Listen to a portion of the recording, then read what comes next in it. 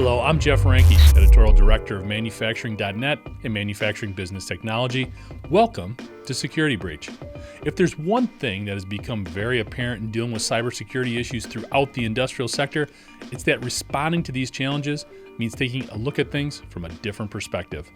Well, that's what we have today. I recently sat down with JohnE Young, a 35-year veteran of industrial IT and cybersecurity.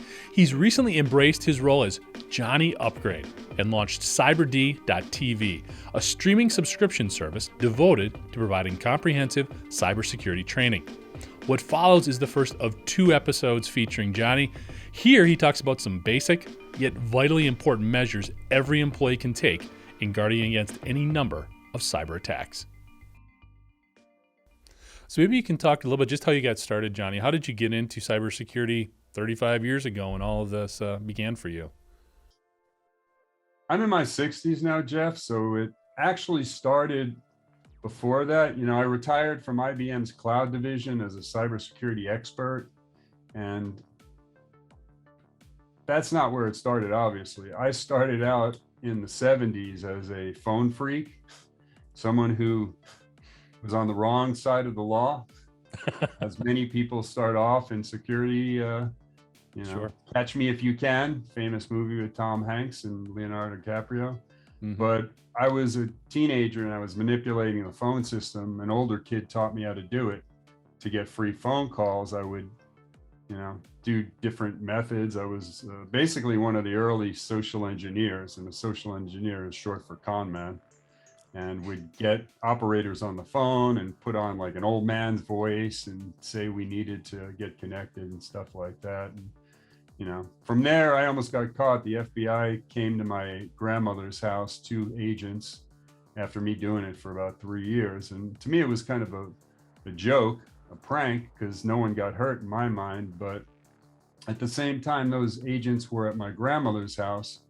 There was a team of agents cross country where I was in California, going door to door, asking the neighborhood who was making all these phone calls from the community pool.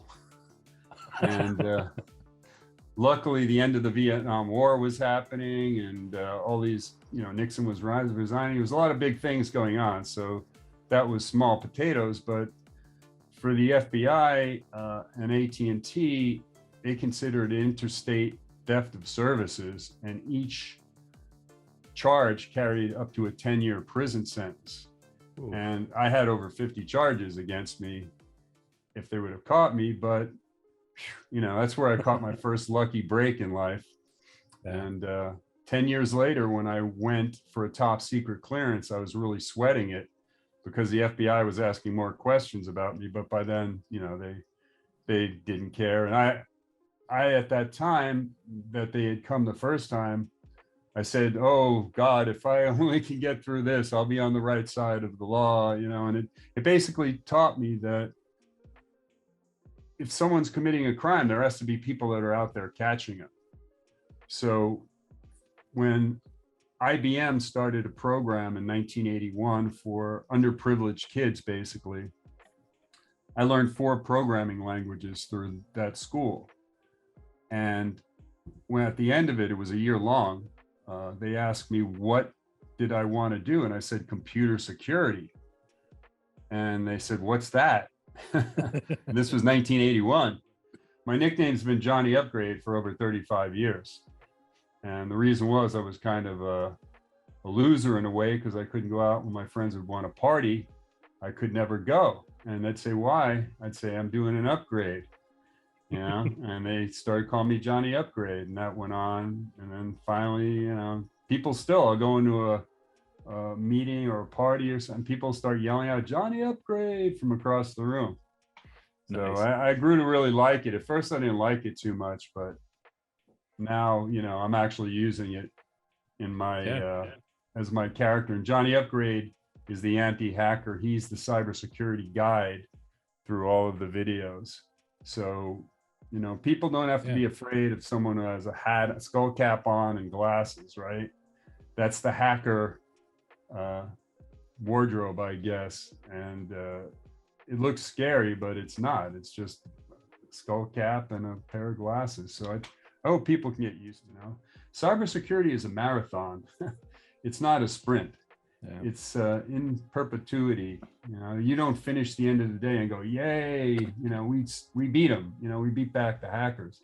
You get the occasional victory where, say, a big exploit came out, just like that one that just came out with the Log4j. And when it comes to cybersecurity, they kind of fall into one or two buckets. Number one, they're not sure where to start. Or number two, they've kind of picked all the low-hanging fruit and they're not sure where to go next. In your experience, what advice might you be able to give these folks in terms of what steps they should be taking either to initiate things or to take it to the next level? Great question, Jeff.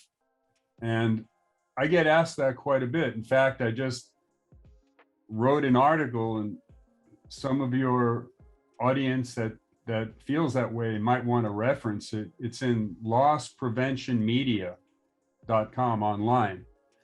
And it's JohnE Upgrade's A to C game plan for companies to secure their cybersecurity defensive posture.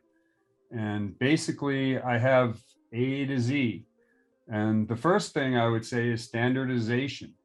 One of the things that makes it hard for smaller to medium companies to get a grip on their cybersecurity is the fact they don't standardize on anything. They may have different models of PCs and they have different software. So I advocate, I used to buy them by the thousands, straight at 1,000 at a time. And I'd ask the manufacturer to give me PCs with consecutive serial numbers. And what that means is when you get consecutive serial numbers, there's less chance that you'll have laptops, say, with different parts in there, because PC manufacturers are like auto manufacturers. They're going to get the part that's the cheapest at that moment in time, and they'll get it from the different vendors, right? So what I learned early on is you could have a firmware issue with a laptop that's the exact same model as another laptop, but one is perfect, the other one is having an exposure.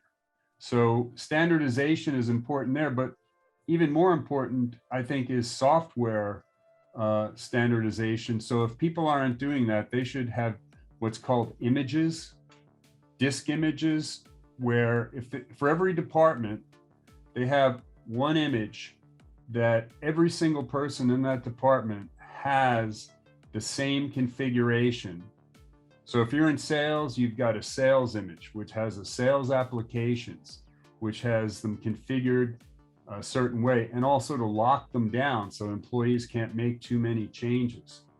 And I think that would help a lot. And if you put 5 sales PCs next to each other and you boot them up initially, they're going to look exactly the same on the desktop when you boot them up. So there'd be no changes. Now, as time goes on, you may or may not allow people to put a different background in there as far as wallpaper goes, and they'll be able to move their icons around. I can't tell you, when I was a PC manager in the 90s, how many times my staff had to go over and restore a PC because someone downloaded a cute wallpaper of all these pets and wild animals, and it turned out to be some hacker's honeypot up there of free software that actually cost a lot of money to our company because people would use it and it would either destroy their machine or would upload information. And that's where we get these ransomware situations right now where hackers will put out. You want to talk about that? Yeah, I thought we could, that's a great segue, because one of the big things that I know you talk about in your videos on CyberD TV, as well as we've talked about with other industry professionals, is employee training and how they handle what are kind of the big 3 for the industrial sector, which is phishing schemes, malware, and ransomware attacks. So yeah, if you could offer some perspective on those, that'd be great. Hackers are lazy. Scammers are misfits. I can't tell you how many times I caught people trying to do a thing called tailgating, where they'll follow an employee into the facility that has legitimate access and a badge, and you'll get some scammer coming in behind them. And they call that tailgating or piggybacking. So anybody who's watching that shouldn't hold the door for the guy with the pizza box, because it could be empty. And what they're going to do is they're going to steal a laptop on the way out and whatever they can grab. But I've caught a bunch of people like that. I've caught people dumpster diving behind our facility because they're looking for the employee who doesn't use the shredder that's there, or the disposal bins that, the company I work for hired companies just to dispose of this stuff specifically. And one bin will be next to like a trash can, and they'll throw it in the trash can rather than put it in the disposal bin. So that's what dumpster divers will look for. They're going to look for something that will give them a way into the network.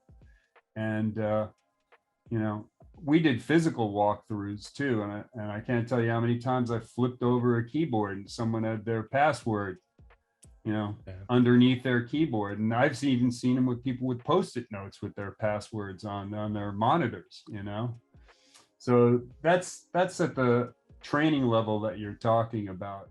It's like tripping up a giant, with his toe. It's going to go down. And the way they do that is they go all the way down to the people at the lowest level who have been given maybe too much access, right? Someone that maybe in HR, they're not really accessing the servers there, but they're given access. Yeah. So they get a call and, next thing you know, they're allowing someone to remote control their PC because they said they were from the help desk. And I've caught people doing that too. And they'll even download the software that will allow them to give up the remote control, and they won't watch what's going on. And next thing you know, the malware is being loaded on their own PC, and the people can even, get a list of the servers that they have access to. And that's why a lot of times, we talk about exploits and vulnerabilities, which are bad enough, but most of the time it seems like it's the access that's the problem, because the people aren't trained correctly. And that's what I try to correct with CyberDTV. I mean, it's only if a small business owner can learn a concept like his server team shouldn't share the root password. There should be only one person who has the account under their name, root, and their manager should have that password in case of an emergency. But the rest of the team should have their own accounts that they can use, commands, sudo command to elevate their account as needed to a super user. They don't need to always be in super user mode, because that can sometimes be a problem. But the person who has the root account, or the administrator on Windows, they're the equivalent. Administrator on Windows servers are the same as root super users on Linux and Unix machines. That's a big mistake that I've seen. Small companies are very laissez-faire about who gets the password, and they're also laissez-faire about who gets the access. Someone will be given administrative access, and then you go back and ask them, do you really need that? And they'll say, it'd be nice. It'd be nice if I had worked a 3-day weekend, right? I mean, a 3-day week and had a 4-day weekend, but that's not really the way things work. Right. But there's so many different ways that people can tighten up their security without even spending a dime. Like I said, no sharing of passwords, no sharing of accounts. Each account has to have an employee attached to it so that there's accountability. Thanks again to JohnE Upgrade and his sidekick Scarlett. For more information on cyberd.tv and to take advantage of a special promotion code for Security Breach viewers, check out the links below. I'm Jeff Ranke, and this is security breach.